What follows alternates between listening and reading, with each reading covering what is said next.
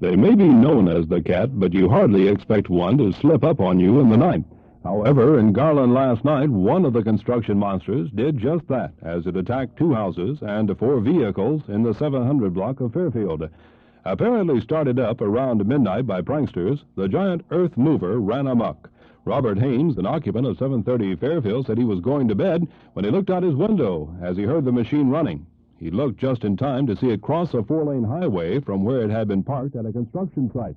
It headed straight for his house.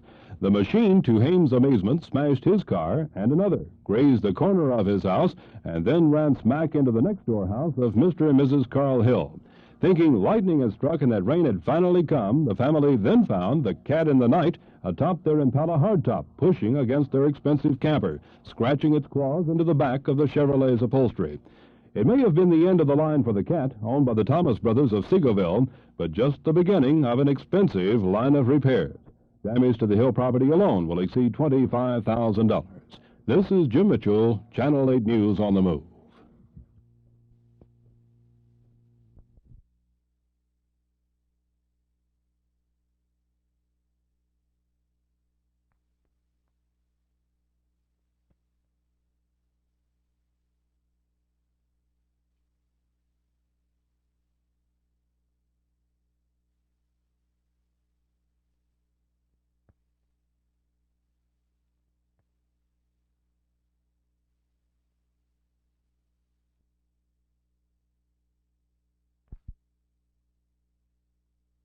Apparently the woman stepped out on her balcony, draped a blanket over the railing, and apparently stepped over the railing and held on to the outside ledge, held on to the railing, standing on her outside ledge, and then either fell. We don't know what happened from there, you know. How many feet would you say she fell? Approximately 70, 75 feet.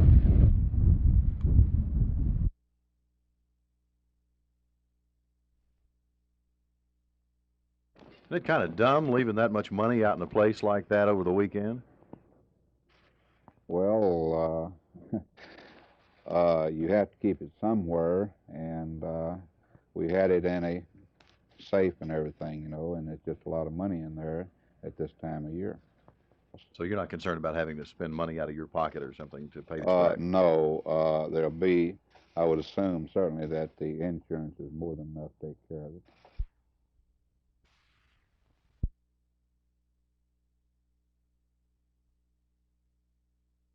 The 5-man Dallas group arrived at Love Field by private plane shortly after lunch.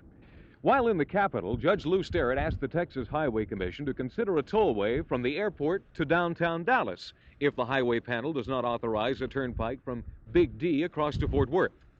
The Dallas people appearing before that public hearing want a toll road to the west because it can be constructed faster and will be paid for by those who use the regional airport. On the other hand, officials from Tarrant County lean toward a freeway to be constructed with public funds. Arlington Mayor Tommy Vandergrift today urged the Highway Commission to delay the approval of a toll road feasibility study for at least 60 days. This time lapse would allow the North Texas Council of Governments to finish a study on both proposals. Channel 8's June Gray met Judge Sterrett at the airport on his return from Austin. She talked with Sterrett about today's meeting.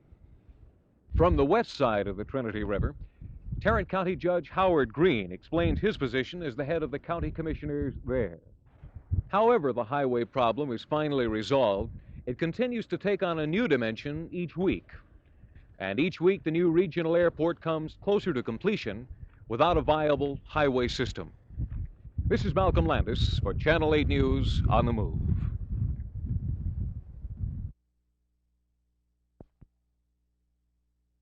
Well, I think in some respects I would. I think that arbitration is good, but I think the general feeling is that since we operate under baseball law, that it's hard to take every disagreement that we have with players and send it to outside arbitration, because unless the outside arbitrator knows baseball law, he certainly is not going to know exactly what the background is on the pension fund or the player conditions and so forth.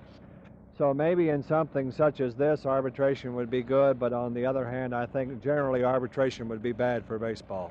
You know, there's, probably from the players' side, a feeling that perhaps the owners are trying to bust the association.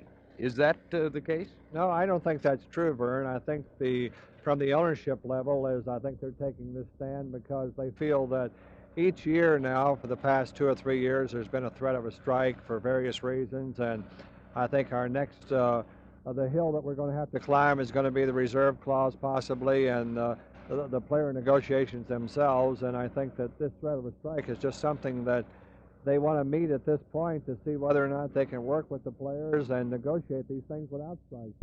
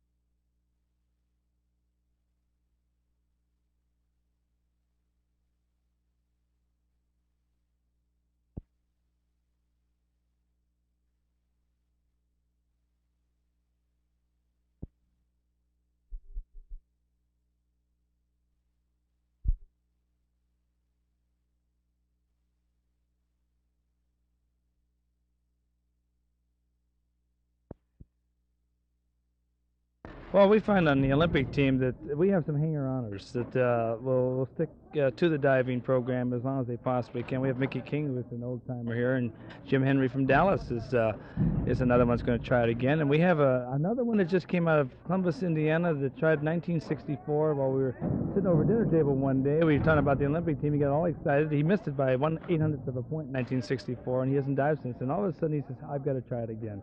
So he's here. His name is John Vogel. So we do have some of the old-timers that see the lust of the Olympic Games. They want to come back and try again. And, of course, they're going to have to be confronted with these youngsters that are pretty good. You know, qualitatively, is this as good a group, potentially, do you think, as you've had in years past? Well, when you have youngsters like Potter on your team and Jim Henry, I think it's as good as anything that's ever represented Indiana University myself. I think that I'm proud to be representing them rather than them representing me. But I've had stronger teams in depth, but I've never had nicer youngsters to work with and better champions than these.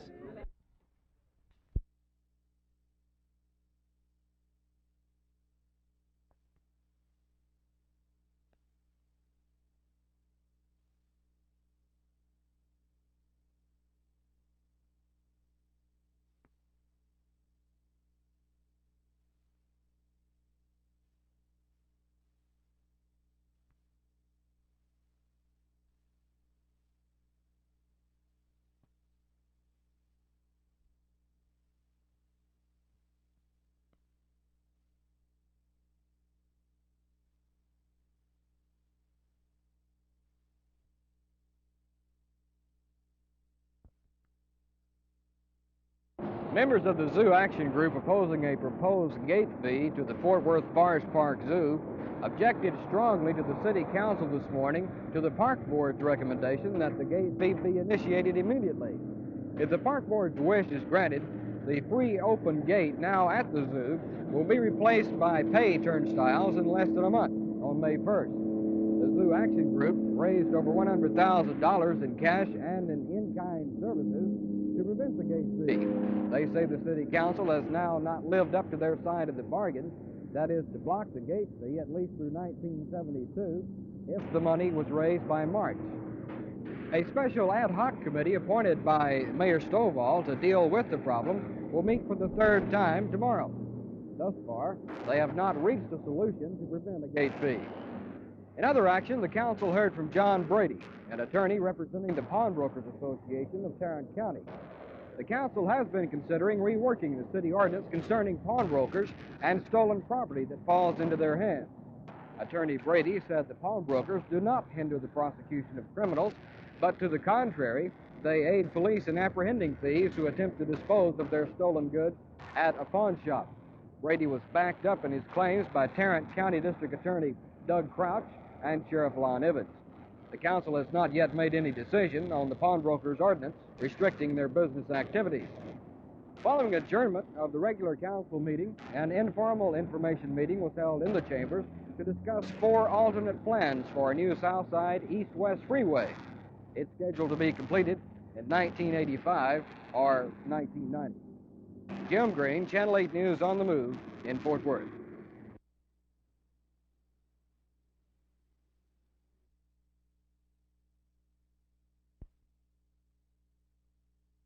I don't think it'll have any appreciable effect because I believe there's very little substance to the charges that have been made. And I think that ultimately Mr. Kleindienst will be confirmed. Therefore, I don't expect it to have really any significant effect. There has been some grassroots rumbling around Republicans in Texas that all of the Republican money is going towards your campaign and none of the others. Well, the fact of the matter is the party does not raise money for my campaign. I have my own campaign organization. And the contributors give to who they choose to contribute to. My race, of course, attracts a great deal of interest. But as far as Republicans themselves are concerned, most well-established Republican givers, I think, will contribute to a broad range of candidates for all offices. Well, do you recognize that there is some sort of split in the Republican Party of Texas? No, there's not at all. Oh, you can always find a little dissent here and there, but I think that the party is reasonably well unified, even though we've got quite a number of primary candidates in the field. I think that so far the primary campaigns have been pretty gentlemanly, and I think we'll all pull together after it's all over.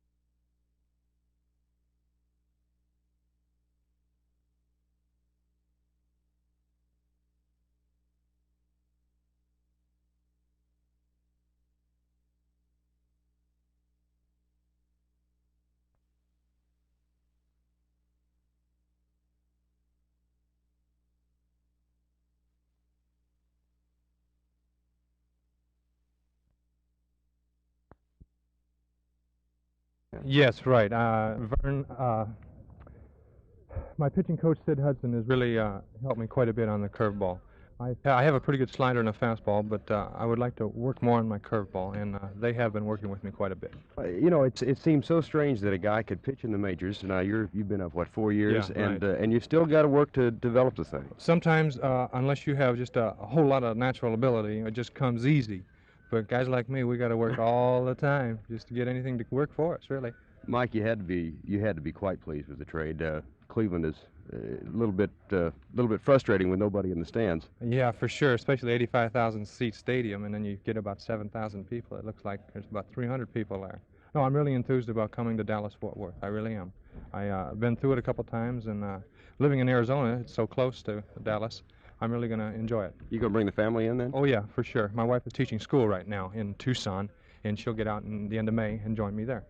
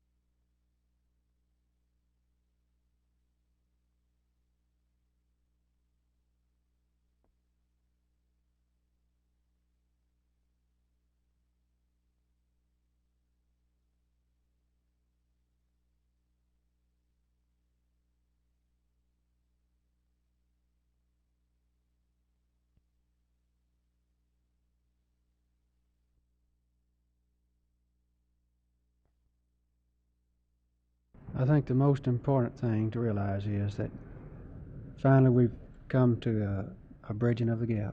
I think that the association has worked hard at proving itself to the city administration and former councils, and we think it's one of the finest things that they've made a decision about all year, of course, because it affects us, but we intend to show our worthiness, support any project that might be worthy, that is for the city of Dallas.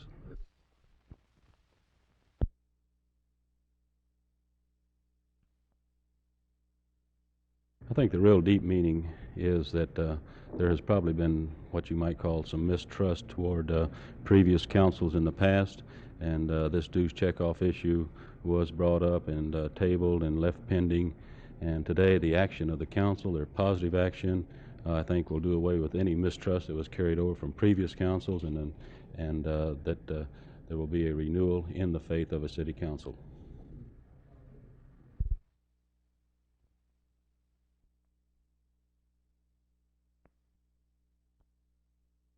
Well, of course, I have a great deal of confidence in the people of Dallas, and we are going to build a road. We can't let the great impact that this airport's going to have on Dallas just choke us to death. And I believe the State Highway Department realizes that. And freeway, yes, we'd go for it, but we are fearful that's some 10 or 15 years off. Are you and Judge Green going to meet in the near future? Well, that'll be up to Judge Green then.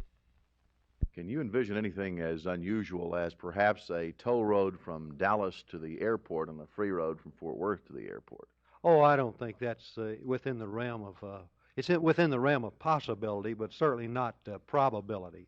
I don't think we'll have anything like that, and we have 2 million people in this area that are going to be affected by the transportation facilities, and I couldn't help but believe that the Texas Highway Commission is going to recognize that fact, and that sooner than a lot of people believe that we will have a free road